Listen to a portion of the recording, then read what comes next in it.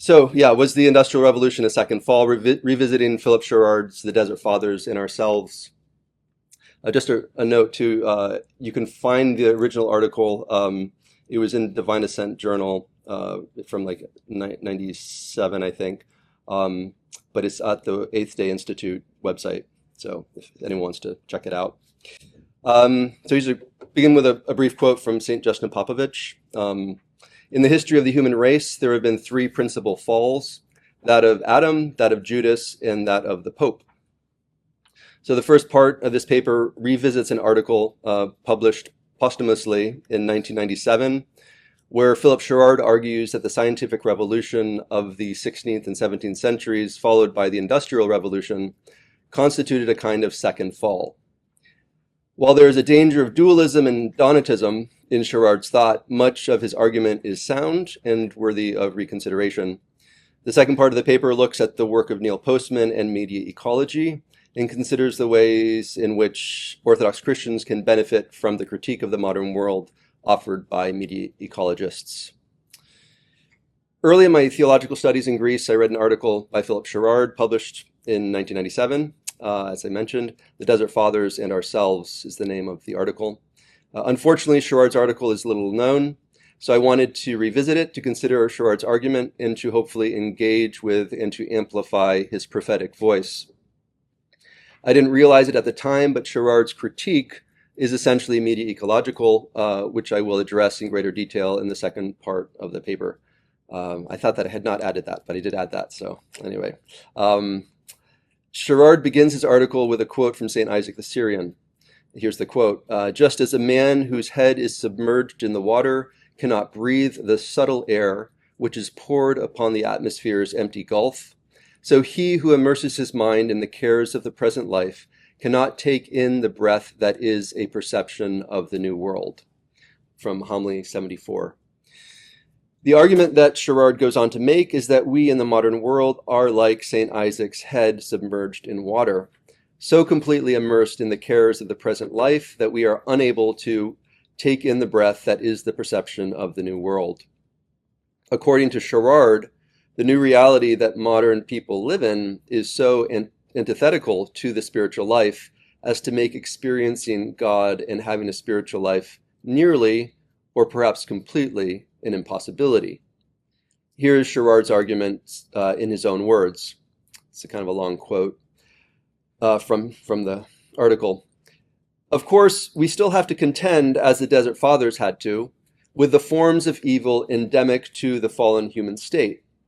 But as a consequence of choices made by individuals and increasingly tolerated, when not actively supported and subscribed to by society as a whole, we are now forced to live in society, if not in the world at large, according to forms that not only do not correspond in any way to the reality of the divine, human, or natural order, but are themselves actively and positively evil to a degree that goes far beyond the evil inevitably endemic to the fallen human state, or that is a natural, quote-unquote, consequence of the fall.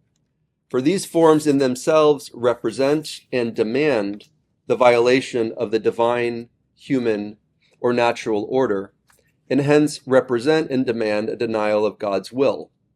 It is as if there has been a kind of second fall, one latent, of course, as a possibility in the original fall, in fact, in human nature itself, but only actualized first on the mental plane in the thought of the 16th and 17th century pioneers of modern science, although the ground was prepared for them by certain defections in Christian theology itself. And then as a consequence of this perversion of human thought on its corresponding technological plane. As a result, whether we like it or not, we now cannot live in society in such a way that we do not connive in and contribute to this evil. We cannot, while we live in this society, live a life that does not involve our conscious subscription to evil. Nor is there any ascesis through which we can allay or transcend this evil. For not only is it now beyond all human control and comprehension, but such ascesis cannot exempt us from involvement or prevent us from contributing to activities and practices that ensure its proliferation. When I first read this passage, I felt both sympathetic to Sherard's argument as well as uncomfortable with its dogmatism and its absence of both nuance and of the capacity of God to redeem and to make all things new. I should mention that Sherard did his best to live according to the convictions of his heart and spent most of his last days living simply, largely off the grid on the island of Evia in Greece. I began this paper with a reference to St. Justin Popovich, who refers to 3 specific falls, but does not mention the scientific revolution. The way he phrases it, however, suggests that perhaps there were other falls. The ones he mentions are simply the principal falls. Given St. Justin's words, I think an argument can be made for referring to the Industrial Revolution as a kind of second fall.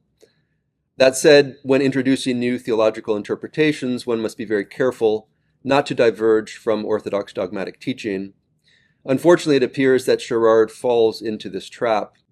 When addressing contemporary issues that fall outside the bounds of orthodox dogmatic theology, the first question I ask myself is, what did the contemporary saints have to say on this subject? While there are many references in contemporary saints to our obligation to be good stewards of God's creation, I've not found any reference to Sherard's interpretation of the scientific revolution. St. Amphilochius Macris, for example, says we must love Christ. This is necessary for the life of our soul. We also need to love God's creation, animals, trees, flowers, birds, and above all, the most perfect of God's creation, man. So this doesn't necessarily mean that Sherard is wrong, but simply that he appears to be alone in this particular argument. The question that arises, of course, is that if the spiritual reality is as bad as Sherard suggests, it would seem that our contemporary saints would have written explicitly about it.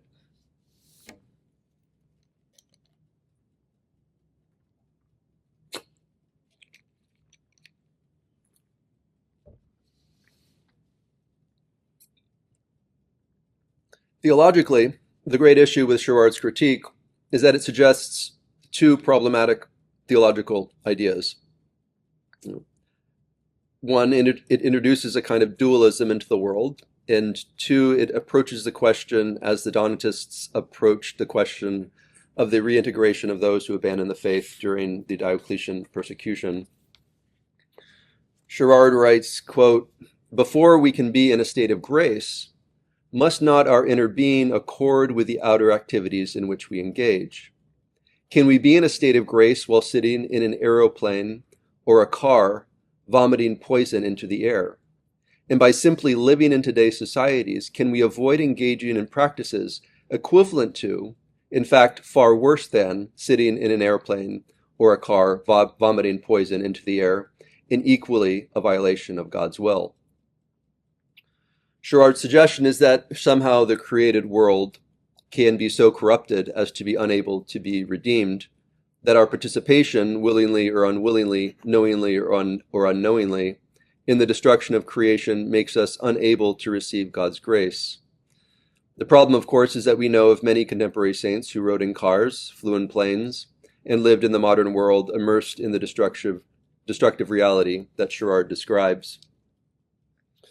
Sherard then appears to fall into a kind of Donatism as he questions the validity of the Church's sacraments.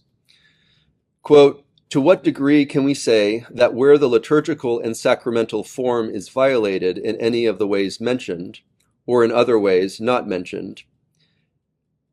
And this comes after he goes through quite a few ways in which the liturgical practices have been corrupted. I'll refer to them a little bit later. To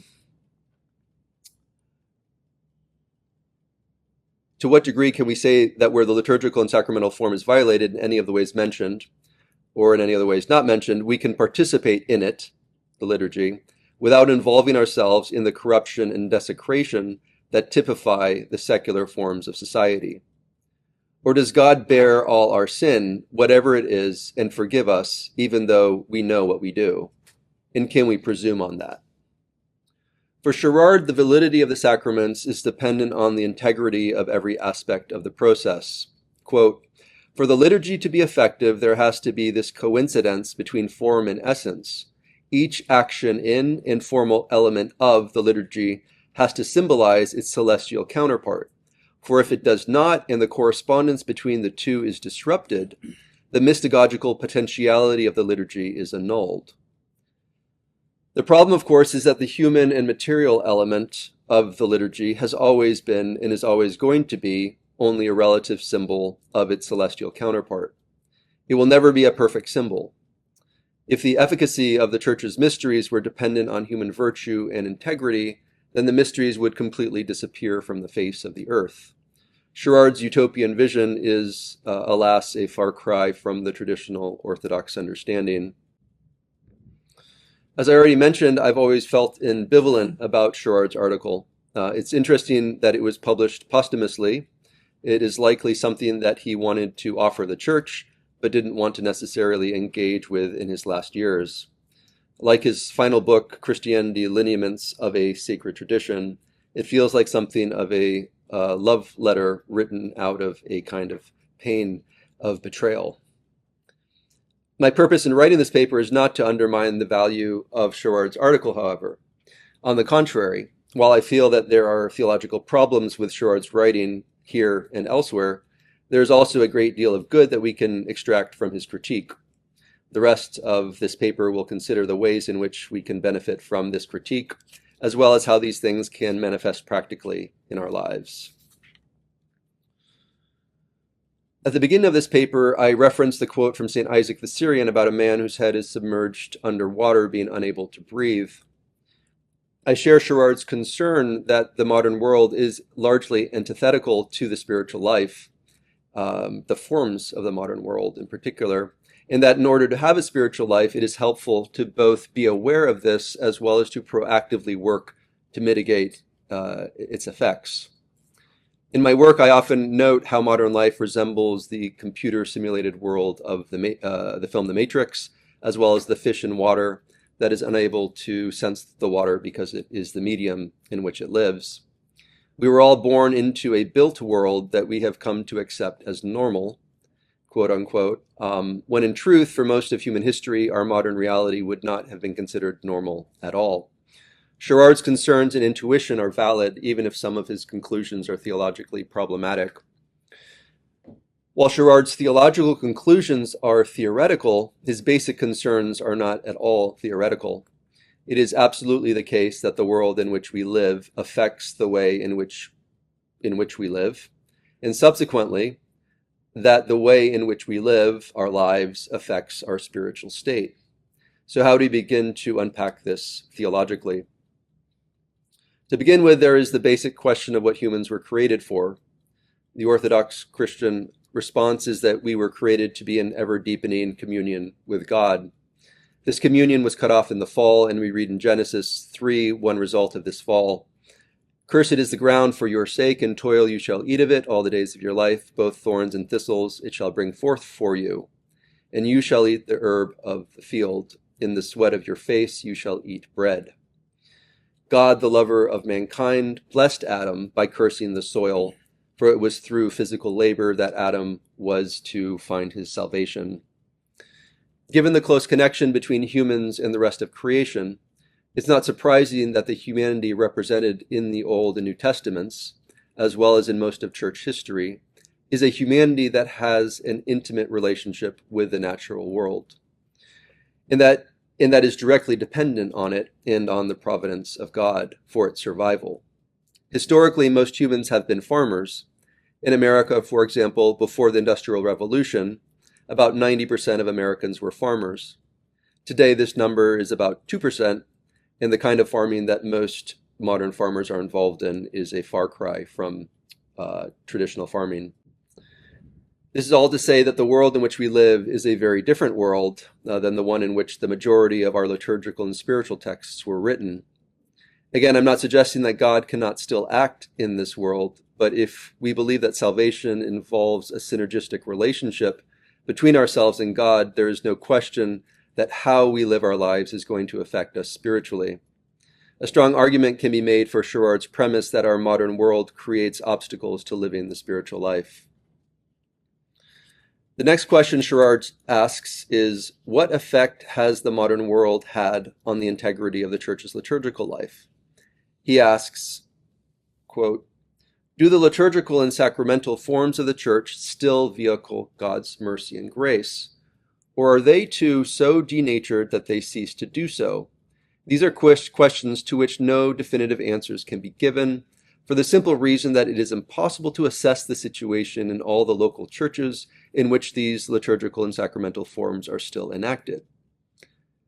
Again, I'm not going to respond to Sherard's theological I'm going to respond to Sherard's theological point by suggesting that it's irrelevant that we can't assess the situation in all the local churches, because we have contemporary saints whose lives and experiences suggest that Sherard's concerns about sacramental efficacy are overblown. That said, to what extent are Sherard's concerns about the liturgy valid? At the heart of Sherard's critique is a concern for the integrity of the liturgical and mystagogical life of the Church.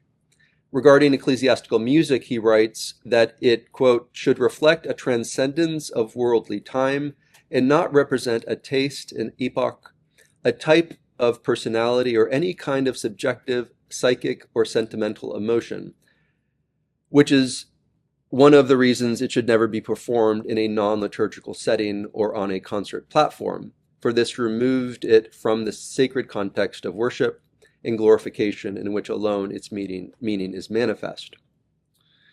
There are two important and valid points here, I think. One, the primary goal of liturgical art is to aid in the faithful's participation in the mystagogical life of the Church. I will leave others to assess the spiritual value of our liturgical music traditions, but I will say that, as with most things in orthodoxy, my intuition is that the further back one goes in time, the closer to an ideal one gets. And two, moving liturgical music, icons, etc., out of the context in which they were organically conceived and in which they properly breathe, is to objectify them and to denude them of their proper and symbolic meanings. Sherard is also correct in his criticism of electric lighting and his insistence on the use of beeswax candles in the church. Quote, "When they, the candles, are lit or put out, the creation of light and the coming of darkness are not only thought of, but seen. By seeing ideas, we experience them more deeply and richly. They become more than mere signs in the computations of the brain." Similar is his argument against using microphones in the church. Quote, "It is the same with other desecrations, microphones, for instance, falsifying the living voice and changing the source of sound, are proclamations of counterfeit self-deceit and disintegration, of precisely the sins that the liturgy is intended to overcome," or electronic bells. He then goes on to discuss the importance of the bread and wine being an offering of the fruits of the labors of the people. I won't belabor the point by addressing all of his arguments. I will say that I think he is generally correct in his concerns. Every time we allow the modern world, with its technological quote-unquote solutions, to creep into our spiritual and liturgical life, constitutes a spiritual opportunity that we have lost. God created the world in such a way as to be a vehicle for his grace, and over the centuries, the Holy Spirit inspired the church to find ways to connect the faithful's daily life outside the church with his spiritual life inside the church. In the modern world, this connection is increasingly tenuous, which means that most of the daily life of the average Christian is largely disconnected from his life in the church. This lack of connection cannot help but have a negative impact on one's spiritual life. I'll end this section with the last lines of Sherard's article. Quote, "The church's witness, quote unquote, to the issues that lie behind them," that is, the issues that Sherard has raised, "whether with respect to the forms that dominate our present-day society or with respect to its own liturgical and sacramental forms, can only be described as lamentable." To his credit, though, his questions are largely rhetorical. Sherard is not ultimately dogmatic in his conclusions. As I said above, I sympathize and largely agree with his assessment. As far as I have seen, the church has not taken many of the deeper challenges of the modern world seriously. This is probably largely because these deeper challenges have become so ingrained in our worldview and way of life that we barely notice them. In Orthodox circles, one may find a great deal of discussion about secularism and even the causes of secularism, but there's very little discussion of the ways in which the secular age has physically restructured our world and changed the everyday modes of our existence. This points to a question that I think the Church should be asking itself. What affects one's spiritual life more, modern philosophical ideas that actively undermine faith, or modern ways of being that actively undermine faith? So part two, looking more closely at media ecology. In his book, Amusing Ourselves to Death, Discourse in the Age of Show Business, Neil Postman writes, quote, "Though few would have imagined the connection, the inexorable ticking of the clock may have had more to do with the weakening of God's supremacy than all the treatises produced by the philosophers of the Enlightenment. That is to say, the clock introduced a new form of conversation between man and God, in which God appears to have been the loser." What Postman is referencing is a change in the media environment, a change that went largely unnoticed at the time, and continues to be an underappreciated even today. The technology and proliferation of the mechanical clock is a great example of a technological change that revolutionized the way that humans live our lives. Before the mass adoption of the clock, the passage of human life was most closely connected with the Earth's movement around the sun, the stars, and the seasons. With the invention of time, the passage of human life became intimately connected with an artificial and abstract superstructure that sits over the top of the natural world, and according to which we structure our world. The concerns that Sherard expresses are substantial concerns that increasingly and profoundly affect all people, and especially our spiritual lives. To address these kinds of concerns, Father Seraphim Rose wrote his famous Orthodox survival course, in which he wrote, quote, "If you are not aware of what's going on, your orthodoxy will be infected, without your even knowing it, by all kinds of modern ideas. You will be going to church on Sunday and the rest of the week living by some kind of different standard, which can be disastrous. In order to avoid this, we must follow the advice of St. Basil the Great and begin to learn to take from the world around us wisdom where there is wisdom, and where there's foolishness to know why it is foolishness." Father Seraphim, of course, is referring here to St. Basil's famous treatise addressed to young men on how they might derive benefit from Greek literature, in which he discusses the benefits and pitfalls of reading pagan Greek literature. I'd like to end this paper by looking at 20th century writers such as Neil Postman, whose work can be profitably used by people of faith in order to better understand realities of the modern world that often go unnoticed, unappreciated, and the effects of which therefore go unconsidered. In 1968, Neil Postman coined the term media ecology, which essentially provides a way of looking at and understanding the world in terms of how different media and technologies affect human environments, institutions, and culture more generally. The term media requires particular attention as it is not used to simply refer to newspapers, television, etc., but to the environments in which we live our lives. Media, of course, is the plural of medium, and a medium is the thing through which all things move and breathe. So to make it less abstract, as I mentioned before, this fish swims in the medium of water. The introduction of the smartphone creates a medium of the smartphone, a new reality in which we now find ourselves that is affected at every turn by the presence of the smartphone, whether we own one and use one or not. Postman uses the term ecology to describe how new technologies create new media, and that these new media develop in a similar organic way to the way in which the natural world develops. If, for example, you have a garden with no caterpillars and then you introduce caterpillars, you no longer simply have a garden plus caterpillars, you have a completely new garden ecology. The caterpillars are going to affect the garden in ways that you cannot imagine at the front end. This critical perspective is helpful because it gives us a way to look at and critique Sherrard's concerns as well as other new technologies that create new media environments. As I mentioned earlier, Sherrard's critique is essentially a media ecological one, as he asks the question, how do the changes to the modern world's media environment affect modern Orthodox Christians, the Church's witness, and the liturgical and mystagogical life of the Church? As far as I'm aware, the study of media environments is not something that many Orthodox writers are discussing. I'd be glad to hear that I'm wrong, so please tell me, point me in the right direction. However, it is a particularly important area of study because new technologies and the new environments that they create act as a powerful lever in that their effects have a much greater impact on our daily lives than just about any other aspect of the modern world. Yes, a particular style or piece of music may affect us in our culture, but the fact that we live in a music environment where music is ubiquitous is a much more important truth to understand and to respond to. The reality is that our world, like the world that the mechanical clock created, has become increasingly abstract and disconnected from the natural world. And this increasing abstraction has a profound effect on our spiritual lives.